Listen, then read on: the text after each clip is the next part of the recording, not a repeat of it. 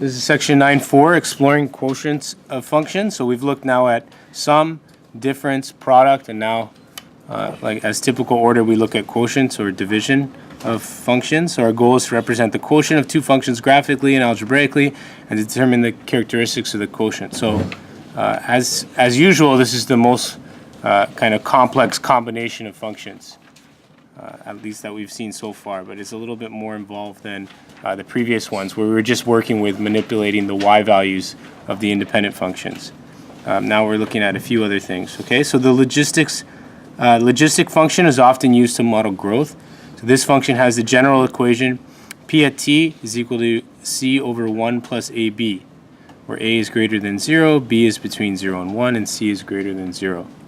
In this function t is time. For example, the height of a sunflower plant can be modeled using the function this, 260 over 1 plus 24 times 0.90 to the exponent t, where h at t is the height in centimeters and t is the time in days. The function h at t is equal to f over g at t is the quotient of two functions, where f at t is 260, a constant function, so we should know what that looks like. It's just a straight horizontal line. And g at t is equal to 1 plus 24 times 0.9 to the exponent of t, an exponential function. The table and graph show that the values of a quotient function can be determined by dividing the values of the two functions. So that's the same as what we've seen with multiplication, sum, and difference, is we find the y values of the independent function f, the y values of the function g, and then we can just go ahead and divide them and get the y values of the combined function. So that's the same. The differences you'll see is when we make combinations between the two, specifically when we're looking at when one function is positive and one function is negative, what happens to the corresponding combined function. Okay, so that's what we're going to be spending most of the time today looking at. So I'm not sure why that blue line is not drawn here, but if you look at this graph, there should be this function f at t is equal to 260. There should be a blue line here, right? It's on textbooks. Yeah. Okay. I don't know why it didn't print. And in any event, you can see how combining this red function here, g at t, and this blue function f at t, or at least dividing f at t by g at t, we can see that the combination of those two affect each other. But ultimately, as g at t gets lower and lower and lower, you can see how the combined function approaches the actual value of f at t, or it gets higher and higher and higher. Okay? So this function shows slow growth for small values of t, then rapid growth, and then slow growth again when the height of the sunflower approaches its maximum height of 260, which makes sense. We think about how plants grow. Initially, they grow really quickly. They have a big growth spurt in the middle of their life, and then as they approach their maximum height, they slow down. Okay, that's when they start to produce fruit or flowers. The logistic function is an example of a quotient function. In function notation, we can express this as f divided by g at x is equal to f at x divided by g at x. All right, so kind of nothing new so far.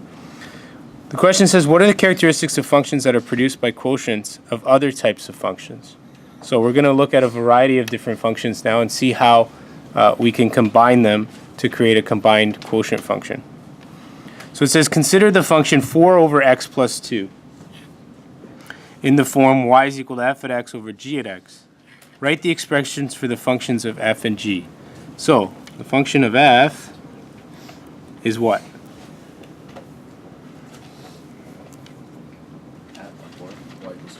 Yeah, just 4. It's on the numerator, so it's just 4. And g at x would be x plus 2. Okay?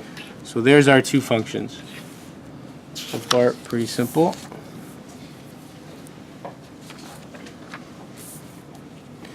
Next it says, on graph paper, draw and label the graphs of f at x and g at x. So these are two simple, very simple graphs here. So f at x is just equal to 4, so we have a straight horizontal line. G at x is x plus 2. So again, we have a linear function. This time we have a slope of 1 and a y-intercept of 2. So this is g at x, and this is f at x. Okay? Nice little review from grade 9. Okay, C. Locate any points on your graph where g g at x is equal to 0. What will happen when you calculate the value of f divided by g? All right, so let's think about this for a second. If g is 0, the value of g at x is 0, and we're dividing by 0, what's going to happen on the graph? What will happen? Joseph at the back? Yeah, so it would be undefined. And what happens on a graph when we have an undefined value? Right. So undefined when g at x is equal to 0. Therefore, we have a vertical asymptote at g at x is equal to 0.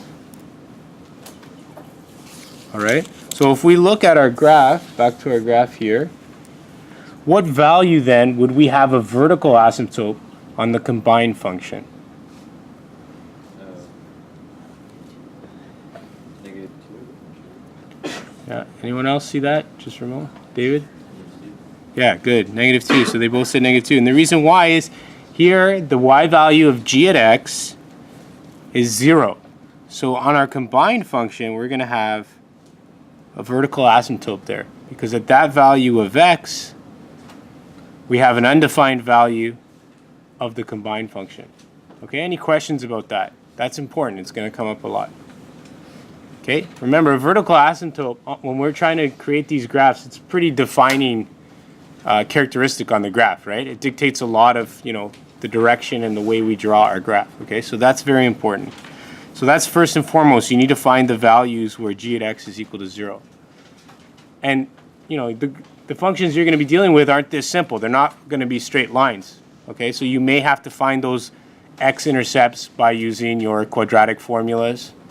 Okay, you might not just have a graph and simply looking at -2. So you would set g at x equal to 0, and then you would do the operations you need to do to solve for x. Okay, so if it was a parabola, you would be solving for the zeros. And then those zeros at g at x would then be your vertical asymptotes on the combined function. Okay, any questions again about that? All right. Sir, why does for C it says actually Oh, here? Because it's wrong. Should be -2. Good eye, Nailed. Good eye. Yeah, good question though. Okay. Just looking at the cheat sheet here. Yeah, there's lots of mistakes, not only in, as you guys have noticed, not only in the book itself, but also in the solution manual. They have mistakes too, right? Yeah. So. Yeah. Okay. D. I can get you the solutions if you can't find them. Okay. I have it. D says locate any points on your graph where g at x is equal to plus or minus 1. What values of x produce these results? Explain how you could determine these x values algebraically. So we're looking now back at our graph. G at x is this. Where are the values plus or minus 1? So here's 1 and here's -1, right? This is my y value 1. This is my y value -1. So here are my 2 points, and they are at x equals -1 and x equals -3. Okay, does everybody see that? How could we find these points algebraically? I just found them by looking at the graph. How could I find them algebraically? Gianluca? Right, so you plug them in, exactly. You would plug in plus or minus 1 for g at x. So to find that algebraically, g at x is equal to x plus 2. If I want to know what value of x gives me the g at x value of 1, I would just plug it in.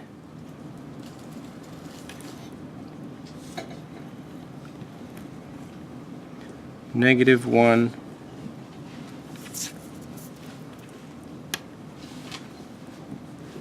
Okay, so there's algebraically, and here's graphically. Okay? Those two points are important because they tell us when the value of f divided by x is equal to f at x and f divided by g at x is equal to negative f at x. Okay? These values, remember when g is 1 and g is negative 1, that's when we get those values of positive f at x and negative f at x. Okay, and that's important when we determine things like symmetry, right? Okay, or whether a function is odd or even. Next question. Determine the value of f divided by g for each of the x's in part D. How do your answers compare with the corresponding values of f? So that's the part that I just explained there. Okay, so to determine the values of f divided by g at these two values, you just take the value of x and you plug it into the equation. Okay, so f divided by g at x is equal to 4 over x plus 2. We're going to sub in x is equal to negative 1. So it becomes 4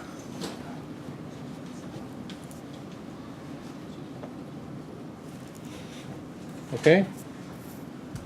And then likewise, if we were to sub in negative 3, we would get negative 4. Okay, so our two values, or our two answers then, would be 4 and negative 4. Okay? How do your answers compare with the corresponding values of f? They compare just exactly like this. Okay, when g at x is 1, your f divided by g at x function is equal to f at x. And when your g at x is negative 1, your function is equal to negative f at x. Okay? Any questions there? All right. Now it starts to get interesting here. Over what intervals is g at x greater than 0? Over what intervals is f at x greater than 0? That's easy enough using our graph. F at x is always greater than 0.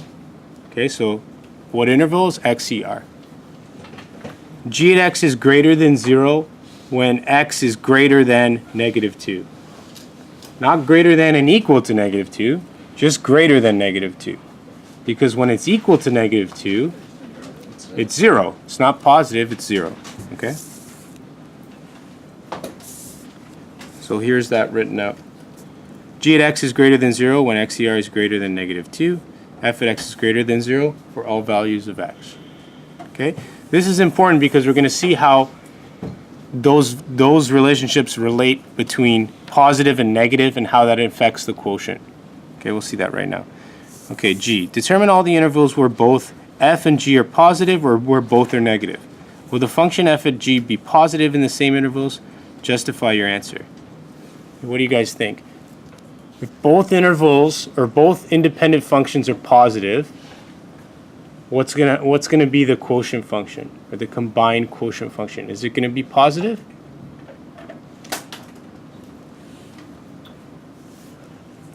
It's not a trick question. If f at x over g at x, right? This is positive and this is positive, my quotient function will be positive, right? Okay? Likewise, if they're both negative,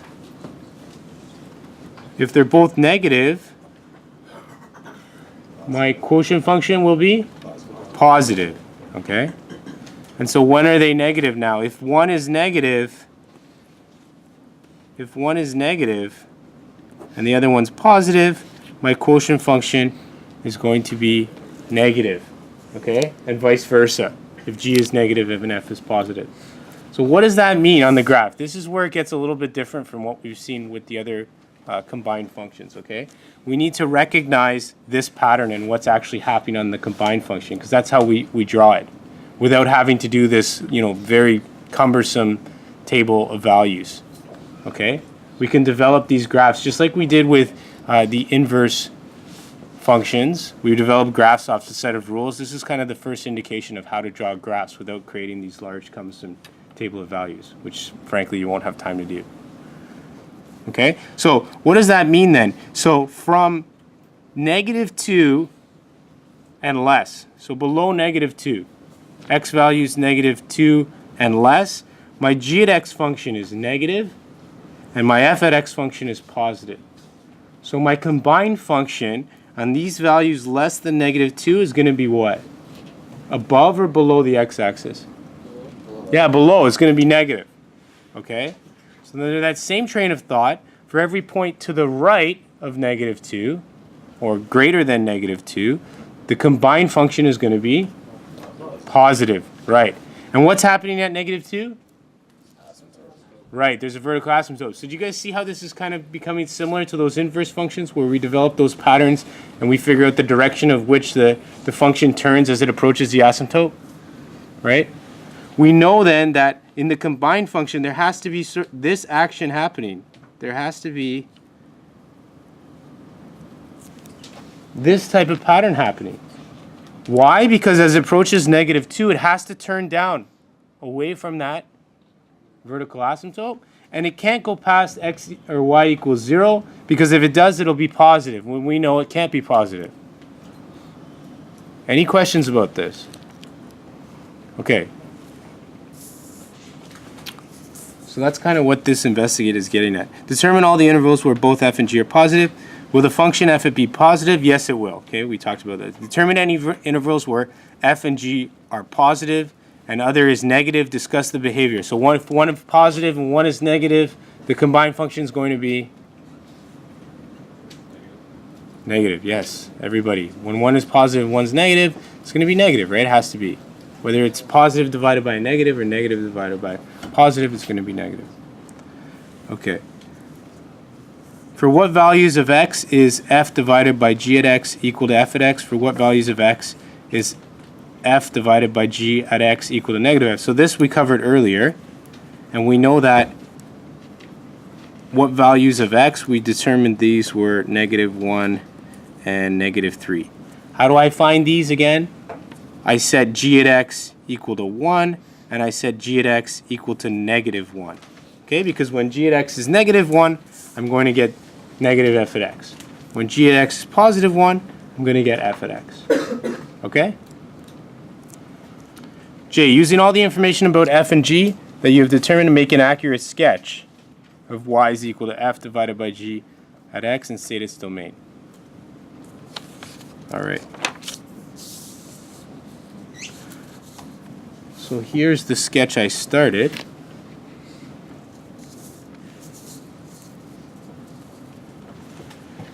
Okay, that was basically all the information we needed. The division of f at x over g at x, where it was positive, where it was negative. The determining characteristic is that vertical asymptote at x equals negative 2. And this is the only way you could draw it. Okay, there's no other way that you could draw this function. All right? The last thing, it's important to recognize what the domain would be. Right? We look at the two original functions. They're both XER. This would be XER with the exception that g at x cannot equal x cannot equal negative 2, because then g at x would equal 0. All right. Verify your results by graphing f, g, and f divided by g using graphing technology. Okay, we've done that. We've looked at the graphs. Now it's asking us to repeat everything for these 4 new functions. Okay, it's going to take a long time. We're going to do one of them. Okay, and hopefully if there's any questions with that one, or your questions will be addressed with that one. So we'll do one. Let's look at that first one here. So as I mentioned, you're not always going to have linear functions. In this case, we have a linear divided by a quadratic function. Okay, a little bit more complex than 2, which is again just a constant divided by a quadratic. All right, so we're going to look kind of at the answers through here. See if we can go a bit quicker. All right, so the two functions are here. Here's our original function. So f at x is just the numerator, g at x is the denominator. Okay, everyone's good with that, right? B, the domain of the function is XER. So we look at the original graph, and these again are easy to graph. Okay, we just have a quadratic that's been translated, and we have a linear equation. Okay, so the domain of both functions is XER. We can see that. C asks, where are the values of g at x equal to 0? So remember, g at x is our denominator. So when those values are equal to 0, we're going to get vertical asymptotes on our combined function. Okay? In this case, the denominator is the quadratic, So this is g at x, this quadratic, right? This is f at x. So what values of x is g at x 0? Right here and right here. Okay, so our values are 1, positive 1, and negative 3. So we're going to have vertical asymptotes at positive 1 and negative 3. Okay, there. The function will be undefined at these points. These will be asymptotes on the graph. D, there are no points for which g at x is equal to plus or minus 1. This is wrong. Oh, there's a mistake there. To find out the points where g at x is equal to plus or minus 1, you would just put plus or minus 1, like we did for the first example, in for g at x. So we would have 1 is equal to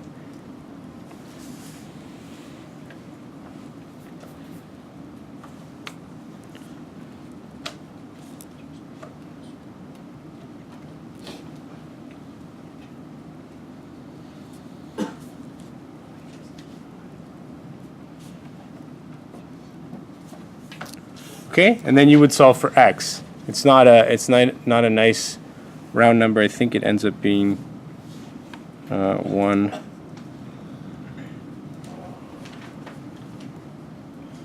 Okay, and you would just find that by using the quadratic equation, right? Subbing in 1 for A, 2 for B, and negative 4 for C. All right, so that's our actual value of x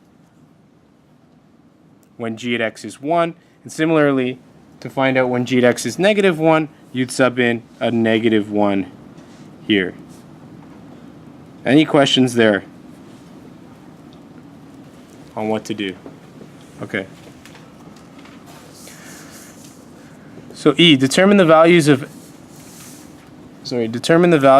f divided by g for each of the x's in part D. How do your answers compare with the corresponding values of f? Explain. All right, so it says NA, but that's because it had D wrong. Okay. So f divided by g, when g is 1,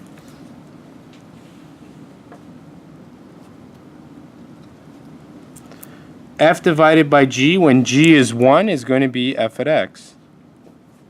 And then f at x divided by g at x when g is negative 1 is going to be negative f at x. F at x divided by g at x when g at x is 1 is going to be f at x. F at x divided by g at x when g at x is negative 1 will be negative f at x. Right? Any questions there? So in other words, when x is negative 1 plus or minus root 5,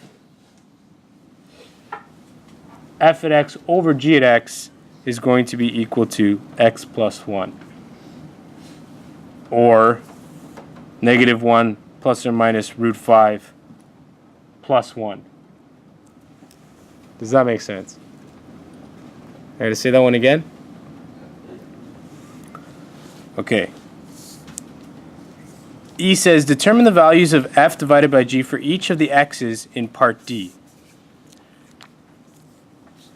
So part D asked us to